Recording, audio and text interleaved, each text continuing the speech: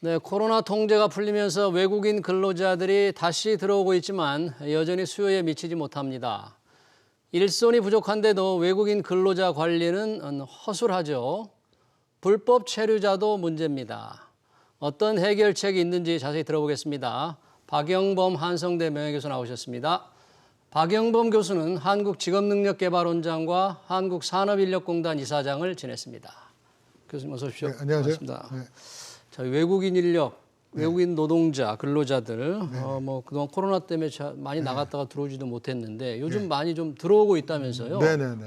어떻습니까? 올해 지금 얼마나 들어왔나요?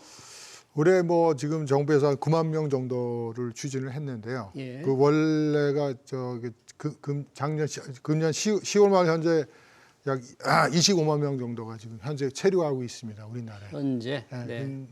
그런데 사실은 외국인 노동자가 이 소위 이난이 알려진 외국인 노동자뿐 아니라 이 사람들은 예. 우리나라 동포하고 근로자가 아니고 동포 외국인 근로자가 또 따로 있어요. 따로 있어요? 외국인 근로자가 그러니까 두 부류예요? 투 시스템상으로. 시스템이, 그러니까 동포 외국인하고 외국인. 동포가 아닌 외국인 근로자. 예. 그러니까 우리가 주로 아는 거는 이제 동포가 아닌 외국인 근로자인데 외국인 근로자. 사실은 동포 외국인 근로자들은 H2 비자라 그래갖고 거기는 이 우리나라에 들어올 때 고용계약서가 필요 없어요.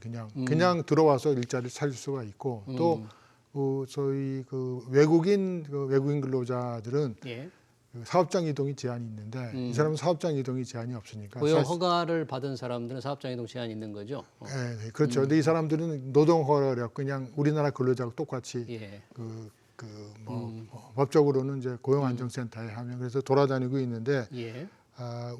우리나라가 이제 코로나19 기간 2, 3년 동안은 상당히 곤란했던 게 예. 일단 소위 E9 예. 외국인 근로자가 아닌 그러니까 동포 근로자가 아닌 외국인들은 코로나 방역 지침으로 때문에 들어오지를 못하고 네. 그다음에 H2 동포 외국인 근로자들은 네. 대부분이 이제 중국인인데 그냥 중국으로 돌아가 버렸어요. 반 이상이. 그러니까 그러다 보니까 네. 이 두 합친 게 2019년도에 합해서 예. 제가 그때 보니까 약 50만 명 정도 됐는데요. 50만 명이나 됐는데 근데 둘이 작년 말에 보니까 약 35만 명으로 줄어들었어요. 15만 명이 확 줄어든 거죠. 예. 그러니까 일손 부족을 호소하고 있군요. 그래서 뭐 사실은 이제 부르는 게 노임 같은 경우는 농어촌 같은 경우 부르는 게 그래서 뭐 15만 원, 20만 원 줘도 일당이 없다.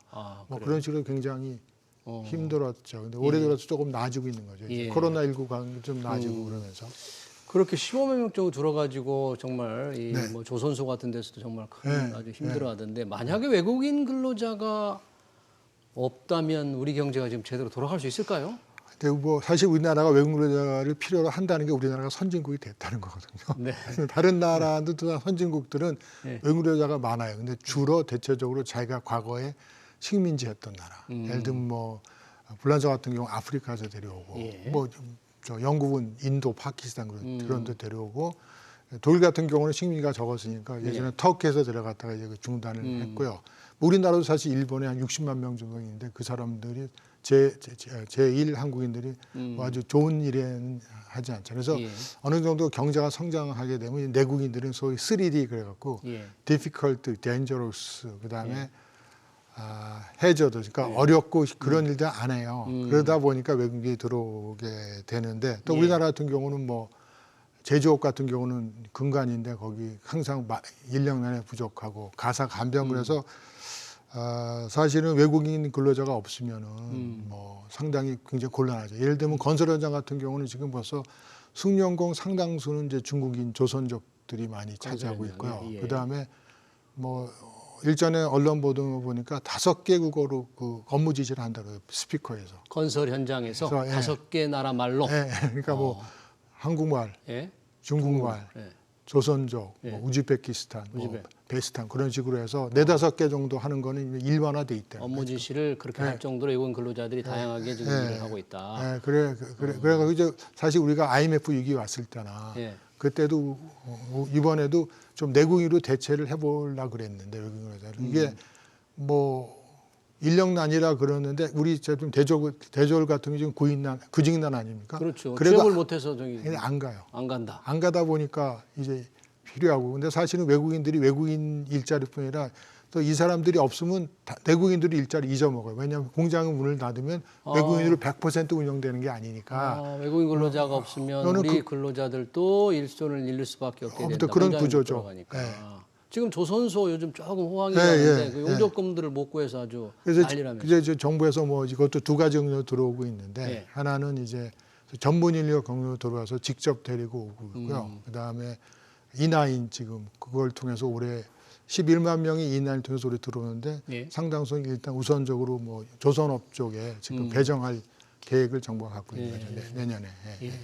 그런데 어떻게 지금 불법 체류자들 외국인 근로자들 중에서 불법 체류하는 분들도 많다고 하는데 얼마나 많아요?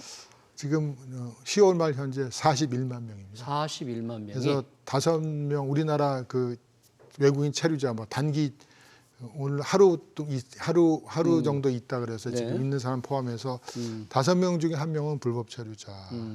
이게 우리가 근데 이 불법 체류자 이렇게 많은 거는 많았다 적었다 하는데 2016년도에는 10%밖에 안 됐어요. 그거밖에 안 됐어요? 그러니까 그게 팍 우리 사이에 팍 뛴 거죠. 왜 불법 체류자라는 것은 체류 기간을 넘긴 분들입니까? 왜 불법 체류가 되는 거예요? 인정을 안 해주는 거예요, 정부가? 아니죠. 이제 우리나라 같은 또 특징이 하나가 단기 체류, 3개월 비자를 받거나 무비자로 와갖고 그냥 눌러앉는 사람들이 전체 불법 체류자의 70%예요. 그러니까 특이한 현상이에요, 우리나라에. 그렇게 되는 게 아무래도 일단 인력 수요가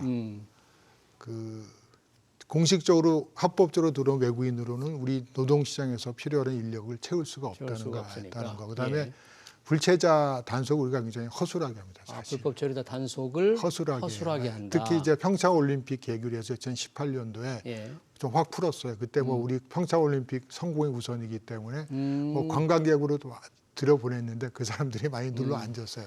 근데 그것을 다시 단속을 강화하지 못하고 그러는 바람에 확 늘어버렸고요. 예를 들면 대만 같은 경우는 전체 외국인 이제 근로자가 73만 명 정도 되거든요. 대만이 73만 명. 우리나라도 많습니다. 그러네요. 그들은 굉장히 적극적으로 활용을 하고 있는데 그 중에서 불체자가 11만 명밖에 안 돼요. 불법 체류자가 비율이 우리보다 훨씬 적네요. 그럼요. 그 한 10% 정도 돼서 사실 이제 대만은 민간한테 확 이제 풀어주고 있는데 민간에 풀어줬다는 건 뭐예요? 외국인 근로자 관리를 채용 관리를 민간이 주도하고 있습니다. 민간이 우리는 정부가 하는 거죠. 네, 그래서 근데 사실 민간이 하면 약간 또 인권 노동권 문제가 심각해질 수 있기 때문에 제가 얼마 전에 대만 갔다 왔는데 대만 정부에서 우리나라 같은 시스템을 도입하려고 좀 고민을 했는데 정부가 관리하는 시스템을 약간 도입하려고 했는데 하이브리드로 하려고 그랬는데 결국은 포기 안 하게 한 게 이렇게 저렇게 불체자 많은 나라인데 결국 마지막 결론은 불체자가 얼마나 많이 저렇게 불체자 관리가 안 되는데 정부가 해도 오히려 우리 민간한테 놔두고 정부가 좀 외곽에 그래서 우리나라 제도를 도입하지 않았다. 그러니까 그렇게 얘기를 하고요. 또 일본만 해도 이제 외국인 노동자가 172만 명이거든요. 172만 명, 일본. 불체자가 7만 명이에요. 불법 체류자가 적다. 그래서 대만 같은 경우는 제가 가서 방문해서 물어보니까 매년 2만 명씩 그냥 강제 추방을 시키고요. 불법 체류자를 단속해가지고. 단속 공무원도 많은데 뿐만 아니라 그 질도 그 자질도 좋아서 단속 공무원이 되려면 대만은 5개 국가에서 집중적으로 들여오고 있는데. 그 나라 말을 해야 된대요. 그러니까 베트남 말도 단속을 하려면 베트남 그 나라 말을 할 수 있어요. 그래 아무래도 소통이 되니까 하더라도 좀 효율적으로 할 수 있지 않나. 그래서 그런 쪽으로 굉장히 투자를 많이 하는 것 같아요. 그래요. 그러면 뭐 우리가 고용 허가제 외국인 근로자 도입한 지가 벌써 이제 20년이 돼가지 않습니까? 대만, 일본 이런 나라를 보면 우리나라 외국인 근로자 관리의 가장 큰 문제는 뭔지, 어떤 걸 개선해야 되는지. 우선 일본, 대만, 우리나라가 다 1980년대 후반부터 외국인 근로자를 들여오기 시작했는데요. 서로 다른 길을 걸어갔어요. 대만은 처음부터 외국인을 근로자로 인정을 하고 들어왔고요. 우리나라는 일본을 따라서 처음에는 인정하지 않고 연수생으로 들어오다가 중간에 근로자로 인정하는 제도로 바뀌어서 그게 고용허가제가 된 거예요. 20년 전에. 일본은 아직까지도 연수생으로 일단 들어옵니다.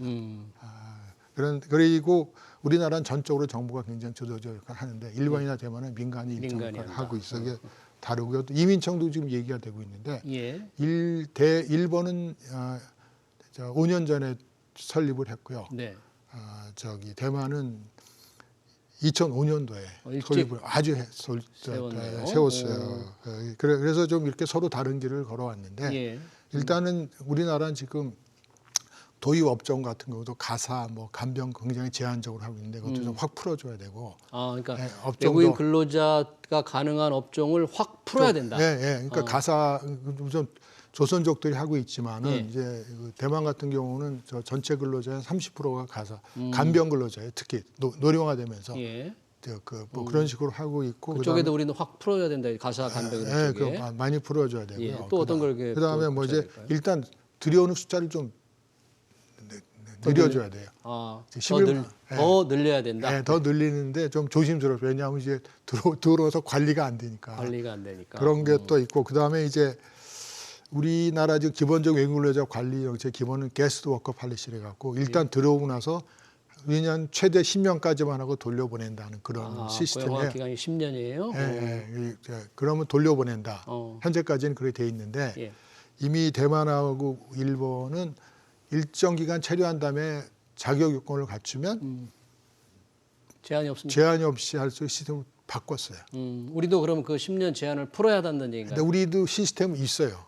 있어요? 근데 잘 작동을 안 해요. 그러니까 이제 일본 같은 경우는 2024년도까지 35만 명을 지금 이제 그런 식으로 들여온다 그랬는데 현재 11만 명 들어왔는데 그 중에서 70%가 그 30%는 저희 전문 인력 그래갖고 30%를 밖에서 데려오고 70%는 이제 일정 기간 있던 사람을 올리는 그런 시스템이고 대만도 그런데 우리나라는 지금 아까 용접공 말씀하셨는데 그 용접공을 이제 밖에서 주로 지금 들여오는 시스템으로 가고 있는데 그게 지금 앞으로 상당한 문제를 가지고 있다고 해요. 왜냐하면 준비 안 되고 가져오니까. 예. 외국인 근로자 관리 제도에 많은 개선이 필요한 거고 네. 지금 인구가 감소되고 외국인 근로자들 더 필요한다면 잠깐 언급하신 이민청 이번 정부 조직 개편에서는 빠졌어요. 이민청이 어떻게 지금 얘기가 되고 있습니까? 우리 어떻게 해야 됩니까? 이민청이라고 이제 한동훈 장관 얘기를 했는데요. 이번 정부 조직 개편에서 사실 빠진 게 아니라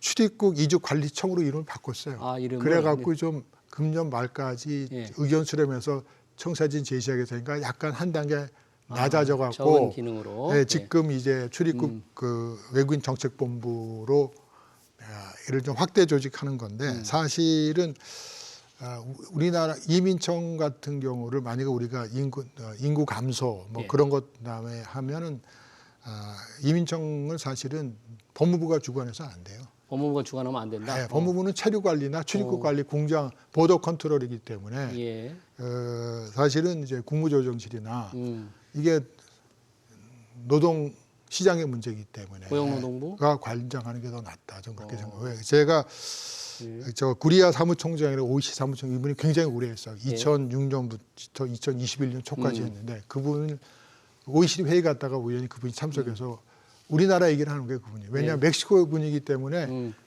이민자에 대해서 굉장히 관심이 많은데 자기가 노무현 대통령하고 이민청 얘기를 한번 나눴대요. 왜냐하면 이민청 얘기를 맨 처음 말씀하신 분이 노 대통령이에요. 노무현 대통령. 근데 노 대통령이 법무부가 주관한다 해서 자기는 말은 안 했지만 속으로 이거는 법무부가 주관하면 안 된다. 노동부가 주관해야 된다. 왜? 이거는 일자리 문제거든요. 지금 그 이주 문제는 대부분 지금 정치적인 뭐 난민 빼고는 다 경제적 이익으로 오는 거기 때문에 사실은 노동부가 주관하든 안 된 간에 그 법무부가 일방적으로 하는 것보다는 노동시장 여건을 고려하고 인구 여건을 고려해서 그렇게 종합적으로 총괄적으로 추진하는 것이 필요하다는 그렇게 생각이 됩니다. 잘 알겠습니다. 이민청은 추진한 다음에 고용노동부나 국무조정실에서 법무부가 아닌 곳에서 좀 관리를 해야 된다. 아닌 것보다도 같이 좀 너무 일방적으로 법무부가 하기보다. 알겠습니다. 네, 이민청 문제 또 시급한 외국인 근로자 관리 개선 제도 문제 얘기 잘 들었습니다. 지금까지 박영범 한성대 교수였습니다. 교수님 고맙습니다. 감사합니다.